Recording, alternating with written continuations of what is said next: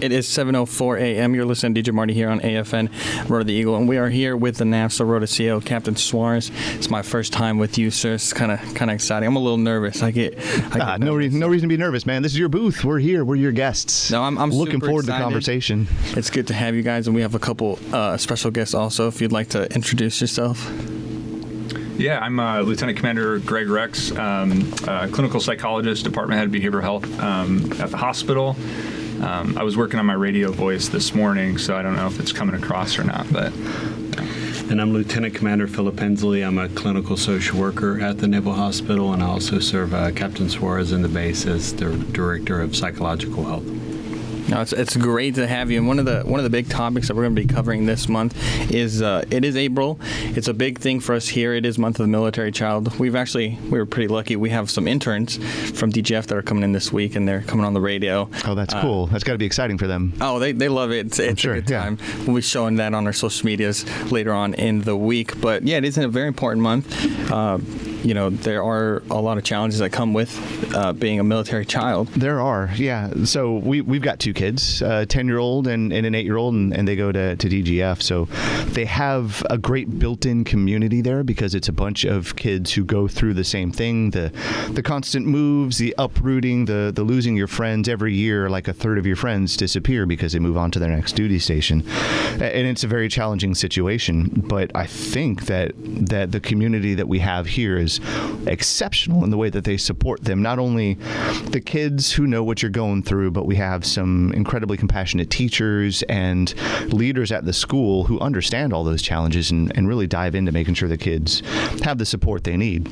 And we're just a small microcosm of the military. There's 1.6 million kids in military children, and across the world, they're going through all of these challenges pretty much every day. I think it's amazing that we take a month to recognize that. It's also a little bit close to home for me because I think I mentioned it last year. I'm also a military child, so I grew up the son of a senior chief. So I remember all of those moves and how everyone, the older I got, was harder and harder and harder. But how interesting it was to show up in a new place where there were other kids who were going through the same thing that I was. Some of my schools were very much military affiliated schools, and then my last couple were not. So it was interesting to see the difference where there were friends who had been friends for all their lives, and here I am, some new kid popping in. But I love this month because it helps the kids understand that they are all kind of going through this unique circumstance, which is kind of weird to say they're all going through a unique circumstance. But it also helps them, I hope, realize that there's some resiliency and some growth that they go through, especially kids overseas, that so many children don't experience. So when they come through this, when they settle down, whenever that might be, they will have some tools and some strengths that other kids won't. So they'll be much more able to handle some of the challenges that life brings because they've had to handle these growing up. And so for you, you said you grew up as a military child. How have you seen the programs and the things available to you kind of grow and expand over time? Oh, that's a great question. I don't remember many programs when I was growing up. I think that it was the 80s when I was growing up, so we had the supergiant fleets and everybody was focused on the bear and the existential threat that was the Soviet Union at the time. And I don't remember a lot of programs that didn't directly relate towards the fleet and everything they had to go through. Of course, I was, 10 years old at the time, so who knows what I was actually paying attention to. But in the time I've been in the Navy and I've had the chance to pay more attention to these things, I've seen a lot of the growth of the programs around the families and more directly the kids.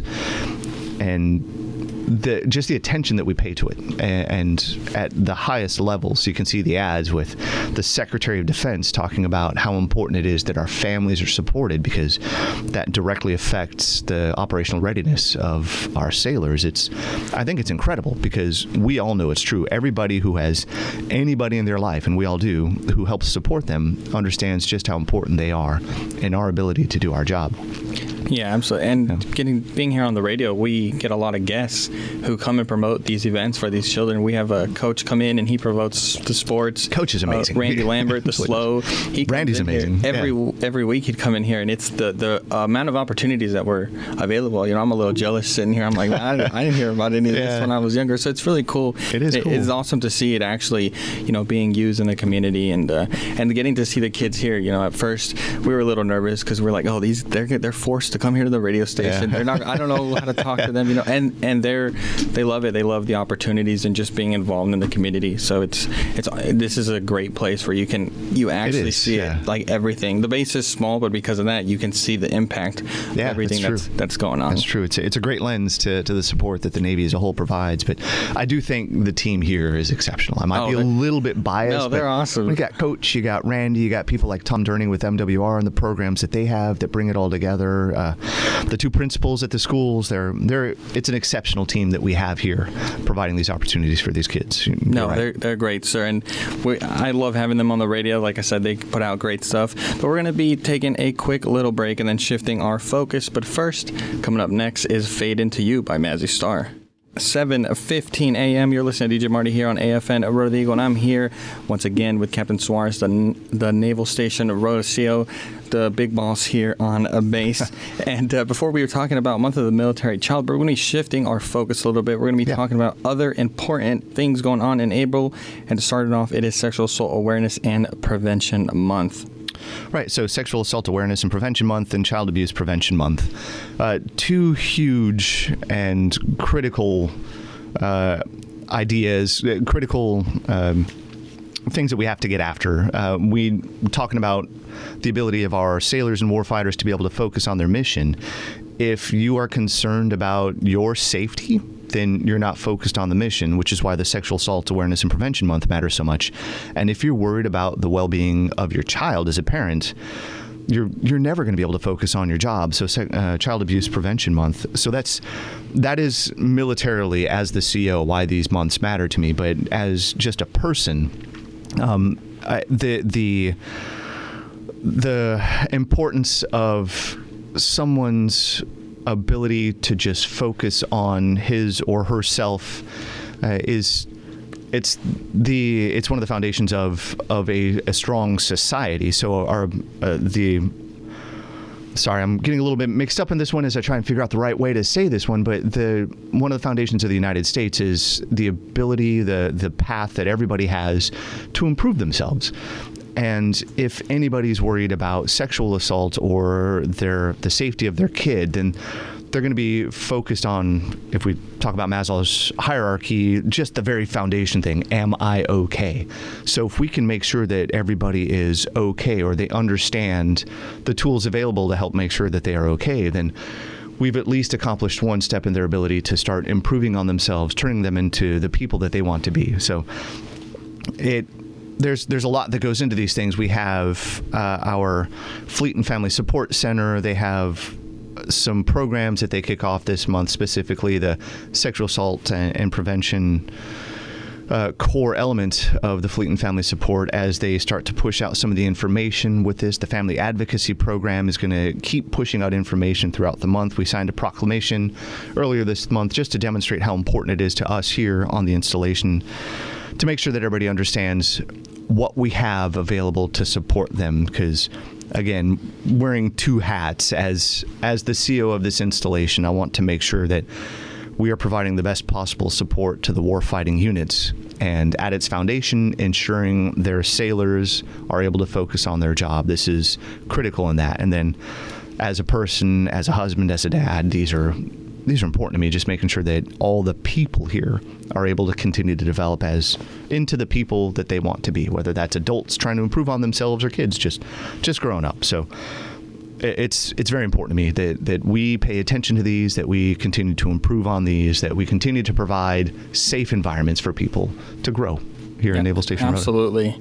And the program here on the base is the SAPR program is incredible. You can tell that they do what they're doing because they love it, and you can see the impacts of that. We have 3 advocates here alone from the station. That's like a third of the command. Yeah, it's amazing. And everyone is very involved, and And, when you're in the military for a little bit longer, sometimes you see like negative cases and whatnot. But here at Naval Station Rota is like one of the places for me where, I'm very confident in telling someone like you can go speak with the representatives because they do such a good job, and they do. Yeah.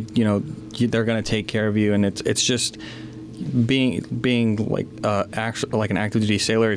It's such a good thing to know that program is something that you can really rely on to send someone in need. So because you have more active duty sailors who are fully invested in this, who have thrown their heart and soul into providing the support.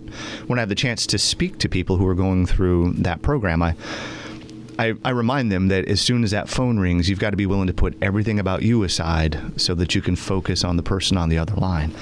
And so far, everyone that I've met have demonstrated that they are fully willing to set themselves aside to provide that support to people who need support on the worst possible night of their life. And our SARC does such a great job, Christina, with putting this program together and the support she provides to everybody who's a part of the program. It is incredible, and they are passionate about it, and they want it. And you can definitely, you can show your support, show up to their events. They post everything online, and thanks to wonderful Base PAO, you can track that on the Facebook page. But we're going to be not really shifting focus. We're going to get into some behavioral and psychological health issues with Lieutenant Commander Rex and Lieutenant Commander Hansley. But first, coming up next is Sweet Dreams by, I want to butcher this, Eurythmics? Eurythmics. Thank you, sir. And you're welcome, Lee. That's why you're 7:27 a.m. You're listening, DJ Marty here. And we are back with the NAVSTA Rota C.O, Captain Suarez. But we have a couple special guests, Lieutenant Commander Rex and Lieutenant Commander Hansley. Excited to have you guys on here today. We're going to be covering Rota's behavioral and psychological health departments. How are you doing today? I'm doing great. Happy to be here and happy to have the opportunity to talk to you all. You look excited, sir. You look excited. How about you, sir? It's pre 7 o'clock in the morning getting here. Yeah. That's normal. It's just you got to be used to it by now, sir. No, but it is exciting to have you guys here. And for someone like myself who's not too knowledgeable in the medical field, just to start it off, what is exactly the difference between behavioral and psychological health? Yeah, so this is interesting because we kind of, in any field, there's always terminology changes and shifts and things. So, the distinction, I don't know if necessarily makes a huge difference, but psychological health or psychology is the study of the human mind and human behavior. So for years and years, we'd be referring to mental health. And more so now, especially in the Navy, we have behavioral health departments. And for me, the shift is more kind of functional and maybe even more helpful that now, the focus and maybe the more helpful and effective focus is on building habits and behaviors around psychological health and well-being. Mental health almost had the seeming meaning that, hey, if you can battle your mind, you can figure this thing out. And if anyone's tried that, you know that maybe it's not super helpful. And so a lot more focus of how are we cultivating meaningful habits around our values to really support the lives that we want to lead. And so to me, that's kind of what we want to focus on with behavioral health. Absolutely. So what exactly is your different objectives here at Naval Station Rota? Because for someone like myself who, like I said, I'm not in the medical field, you go back from when I joined and there's been a big push for, bringing more awareness to mental health and getting treatment, taking care of yourself. So, like I said, I have no idea. I don't know. What exactly are your objectives here at Naval Station Rota? Yeah, and I can take this first, and then you can kind of take it, Lieutenant Commander Hensley. But, so I'd say our departmental objectives, right? We have kind of three priorities. Taking care of patients first and foremost, and until that happens, everything else is secondary. But also taking care of each other, right? So the people that are doing that work, and then really supporting and taking care of the folks across the base, right? So leadership, commands, helping people out, and how can they support their sailors more effectively. For folks coming to see us, if I could put a sign over the door, I would say, this is the place to come to do your lives and jobs better, right? To how to be more effective at connecting with the things that you care about, and regardless of what you're showing up with and what you're struggling with, how can we help you navigate those things? So that's my bumper sticker version of what we do and what I hope to accomplish. My specific role at the Naval Hospital, I am embedded in the primary care clinic. And so any of the providers can refer to me for any problem, basically. It does not have to fall in the sort of the line of mental health or behavioral health. It could be, I have a new diagnosis and I need help figuring out how to get on a specific eating and exercise plan, right? So even in health related behaviors. So we're looking at any problem set and what is a solution that we can start today working on and then building on that over time. So that's my specific role at the hospital. And what I'm doing with Captain Suarez is a somewhat new program to the Navy called the Director of Psychological Health Program. Every installation has that. And our role is basically to look at the resources that are available on the base, not just the hospital's resources, but Fleet and Family, MFLAC, Chapel, and as that program grows, we're going to start potentially identifying other areas to bring in. And we're making sure that all those resources are meeting together on a routine basis. I meet with Captain Suarez monthly and kind of report up what we're working on, what are some of our initiatives, what improvements we're making in areas that we have been focusing on. And so ultimately the goal is to make sure everyone's working together, not duplicating services, that we can talk about trends that we're seeing in the community, and hopefully this will ultimately get back to the commanders to make sure they understand what's available for their folks, and so that pipeline can be better known, better understood, and that leadership can better work with their folks. So I would say from my perspective, not excuse me, again with the couple of hats that I wear, one of the things that we are all trying to accomplish is ensuring that the war fighters are able to get out there and do their job. And I think almost all of us, well, pretty much all of us, want to do well at whatever job that we've been giving, including all of our sailors out here. And so when our sailors hit some sort of roadblock that kind of gets in the way of them being able to do well, I look for all the different ways that we can try and help them overcome those roadblocks. Sometimes it's very simple things like making sure they get more rest or that we have the right nutrition for them at the galley. And sometimes it's more complex things. It needs the help of people who've dedicated their professional lives to being able to understand these things, like the behavioral health departments or psychological health. And it is all a concerted effort to make sure that when those ships deploy, when those jets take off, when the expeditionary forces head over the horizon, they are able to fully focus on the job that they have. So I look at what they provide as one of the critical tools in helping the warfighters get after some very unique needs that they might need, because we're all wired differently.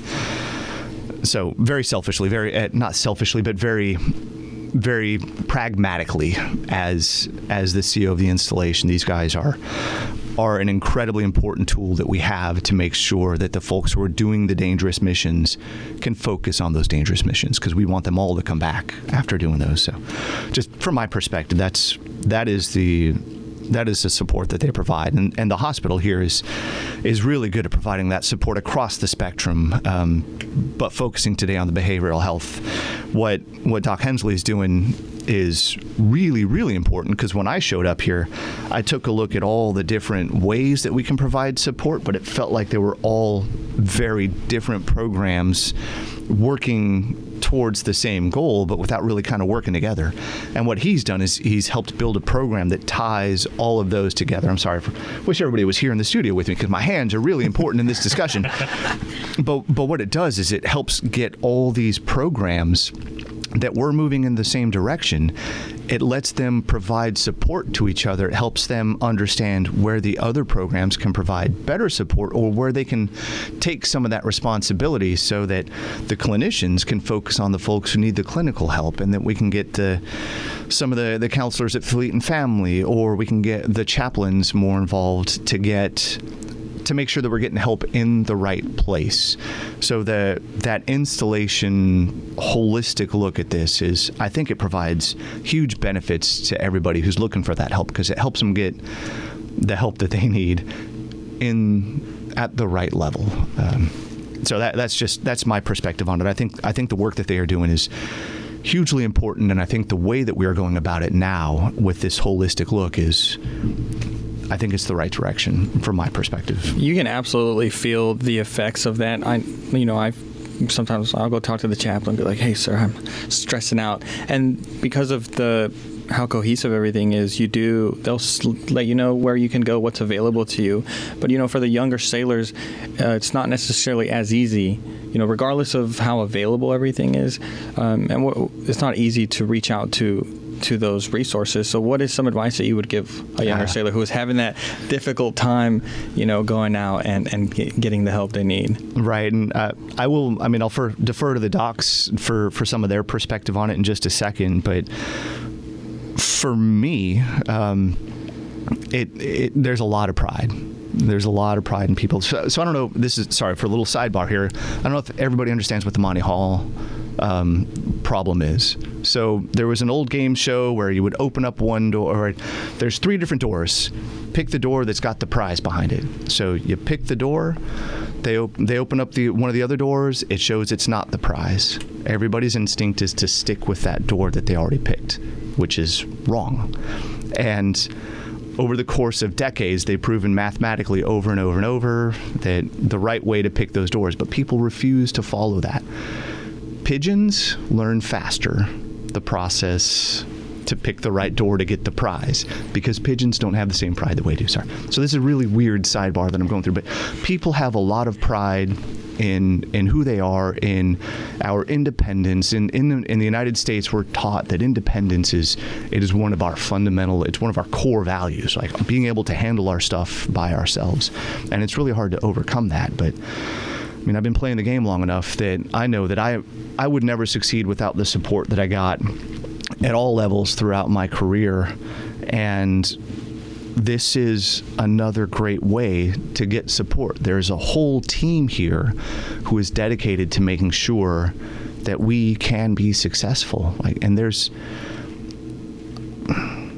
I personally have sought out help. When I was on a deployment, I was away from home for 330 days. There was one point where I thought I was going home, and I got extended. Turned out to be extended another 6 months. That is hard, right? So in those situations, I went and I found some help. I started out talking to a chaplain for a while, somebody that I really trusted.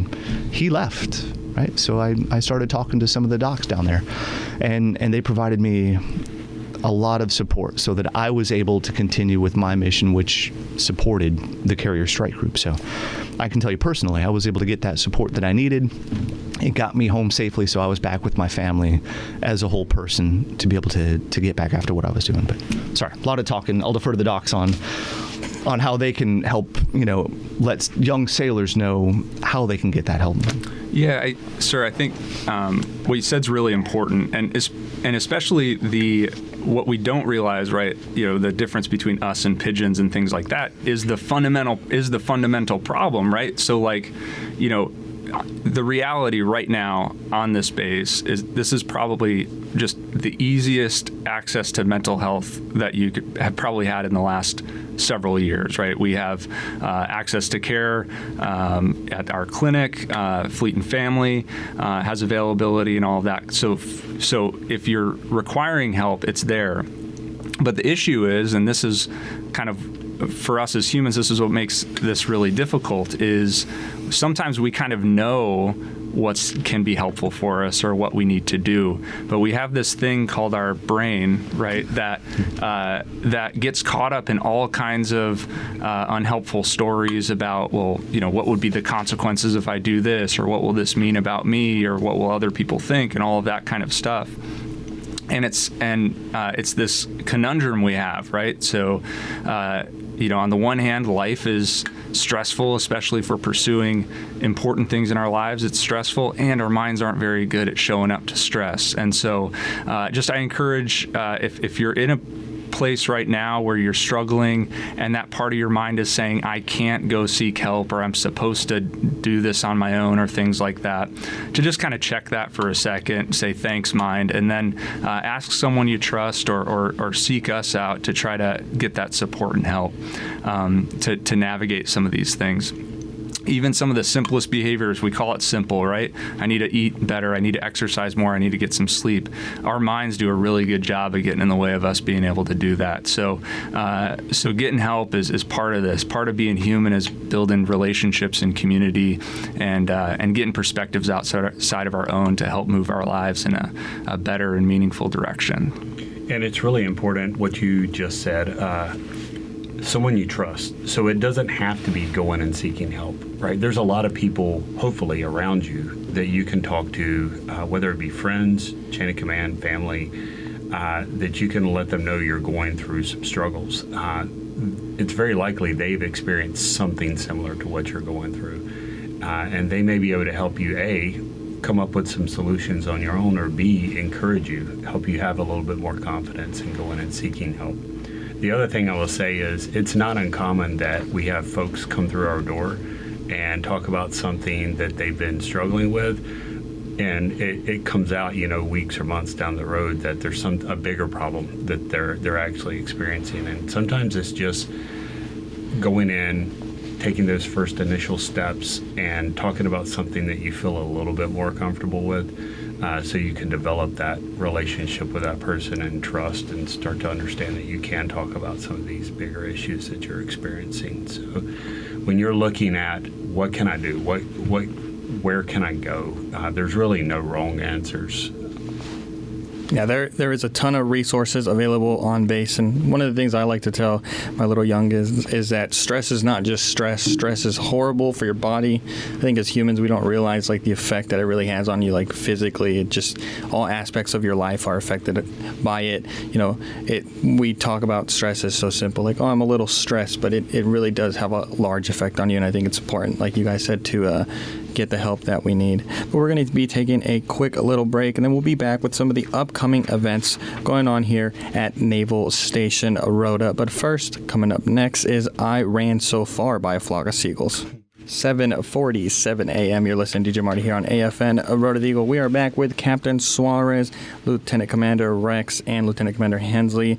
We were talking about behavioral and psychological health and some of its effects. And we kind of had a nice little conversation off air. Yeah. We're gonna bring it on air, but about some of the reasons why we kind of get stuck in toxic behaviors. So for those who are listening, I apologize for my terrible explanation of the Monty Hall program. I do recommend you take a look at it. It's an interesting insight into how we react to information. But Doc Rex, you were just talking a little bit about some of the. I'm a dumb pilot, so I'm having trouble explaining some of the ways that our brain affects the way that we make long-term decisions. Yeah, I think it's important because sometimes we beat ourselves up over and over again for not doing the things that we know are important, or maybe we ask ourselves, why do I keep getting myself in these situations over and over again? And sometimes it's important to normalize how difficult it is being human because of how our minds work. And one of the fundamental difference between us as humans and all other animals is the fact that we think, right? So we have language, and through that languaging ability, we can do things like imagine future scenarios and consequences, and we can actually change our behavior based on something that isn't even going to happen in the future. But that whole process does set us up to, have a really difficult time learning by what we call trial and error. It's a really helpful, valuable thing. I didn't have to relearn how to tie my boots this morning. I didn't have to relearn how to drive the car today. And when it comes to how do we respond to difficult life events, unchangeable circumstances, and specifically our emotional, our psychological pain and discomfort and things like that, our brains do a really good job of putting us on the path of short-term avoidance, control. How do I not feel this way? How do I get rid of this thought or not think this way about myself? And when we step back after the fact, we're like, all of those things probably weren't helpful in the long run, and yet it feels very difficult to do anything different in the moment. So the tough part of saying that is like we're kind of set up for some of these difficulties. The good news is that very same languaging part of our brain can actually do some work to really clarify, hey, if we do it, intentionally, like, what do I want this life to be about? What do I want my life to be about? What do I want my relationships to be about? And we can start working actively to kind of set the stage to say, hey, maybe there's something a little bit more important to me that's maybe a week beyond this pain or a month beyond this pain or a year or 10 years. And what would it look like to move in that direction in the midst of this difficulty, in the midst of this stressor? That's fascinating. I really enjoyed having that discussion when we were off air, and I appreciate you being able to share that with everybody who's listening out there. And one thing, again, is the non-doctor on the mic, it helps me remember that even though some of my challenges are very unique and individual to me, as a whole, the challenges that we face are challenges that we all face. So it could be one more way to think about how you go to ask for help, how you talk to somebody about some of the challenges you're facing, understanding that as people, our brains are relatively wired the same way. They get in the way of us, for most people, the same way. And it could help you understand that asking for help is what everybody else is probably doing to some extent as well. So we're all facing challenges like that. We're all having problems getting past the idea that I wanted to wake up this morning to work out before coming here, but it was just too hard. So I slept in a little bit. And yeah, we all face those issues. Absolutely. Yeah, everyone has different challenges. For us being MCs, I tell the youngins, our job is very easy in comparison to a lot of things that other people do in the Navy. But just because our job is easy doesn't mean you don't have the right to have a bad day and, complain. So, just be aware that your struggles are different than everyone else's. But it doesn't mean that they're not struggles. Everyone handles things differently, and that's perfectly fine. Go out and get the help that you need. There's nothing wrong with that. And I think it's great that we are creating a culture of that being more acceptable instead of just like, walk it off. Yep. And you'll be better tomorrow. Yeah. And Doc Hensley, going back to something you said that reinforced something Doc Rex said, the friends too, turning to friends to just have those, ensure that you have a network around you. I use my family a lot for that. My wife is my confidant. She knows everything that's going on, and she helps keep me level throughout all the turbulent seas that we find. But yeah, having that network around you, it's so important. The Navy tries to provide that to you, but you don't always get the friends that you want around you. So understanding how you can build some of those friendships it's huge. It's a hard lesson sometimes. Yeah, look at what you got around you. I talk to patients all the time. There are intramural sports. There's chapel. There's USO and the Raw, center. Yeah. Like all sorts of volunteer opportunities, going on trips through MWR. Yeah. There's ways of meeting people that are outside of your workspace if that's what's bothering you. And I really encourage people to engage in those areas and try to broaden the group of people that they're around, especially if that is part of the problem they're experiencing. What I would I would add to that too. I mean, that word engagement, right? So if you're finding yourself in the midst of difficulty and struggling, the first question our minds want to ask is, how do I get rid of this difficulty and struggling? And maybe the more helpful thing is like, what does engagement look like for me? Maybe it is social engagement. Maybe it's engagement in personal growth and development activities or education or family relationships and things like that. And so that question of like, what does engagement look like? How can I cultivate more engagement in the things that I care about that matter to me in my life in the midst of the difficulty can help us kind of manage and work through a lot of those things too. Yeah. So as you're talking about this, the engagement, there's so many things I wish we could have had the chance to talk about with this one, like ways that we find some peace and fulfillment. It's so different for everybody. I know I would rather go home, sit with my family, ignore the rest of the world, and that helps recharge me. But there are people who would find that stifling. They want to get out there and be around more people. They want to go do more things. Just the difference in the way that we find a way to recharge ourselves. So many interesting things. I think we could have talked about this, and it's just such a fascinating topic. Yeah. But before we end the show, I do want to make sure that we talk about a couple of things that are coming up that are related to this. So next Wednesday, we've got the Social Emotional Wellness Family Night at DGF. We did this last year. I thought it was really, really good. And they took some feedback from the last one to make it an even stronger event. So for those who participated last year and wish that there was some more ways to talk to people or to have some of those conversations, I think they've put together an even better program this year. So next Wednesday, 4:45, it kicks off, multi-purpose room at DGF. The Month of the Military Child, there's a lunch vendor fair hosted by the Health Promotions Team at the Naval Hospital Rota, so NMRTC. Thursday, April 18th at 11:30 in the Housing Pavilion, so right between Building 1 and the hospital. I know I've got a town hall meeting tomorrow, so what's that? With the Chiefs. But I would ask anybody, if you got something that you want me to answer, you want to talk to me about something, please let us know. I would love to have a conversation with you. I'll come out and you can talk with me in person if you want to over by the Chiefs Mess in Camp Mitchell.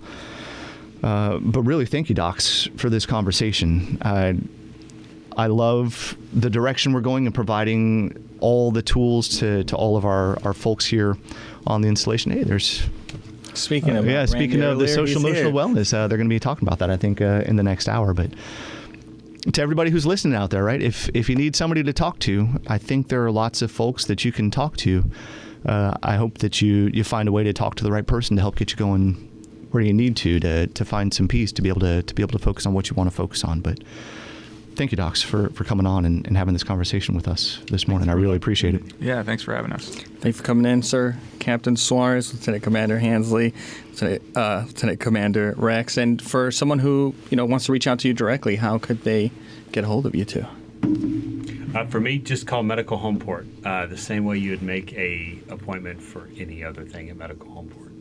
And same with behavioral health. So the behavioral health number I don't have off the top of my head, but we can get that to you just looking at the hospital website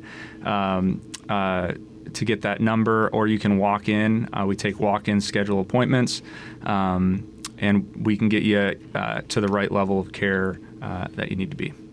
Awesome. Thank you once again. Coming up next is the safety dance. After that, we're going to take a quick break for your sports and news, but we'll be back with Randy Lambert, the school liaison officer here at Naval Station Rota.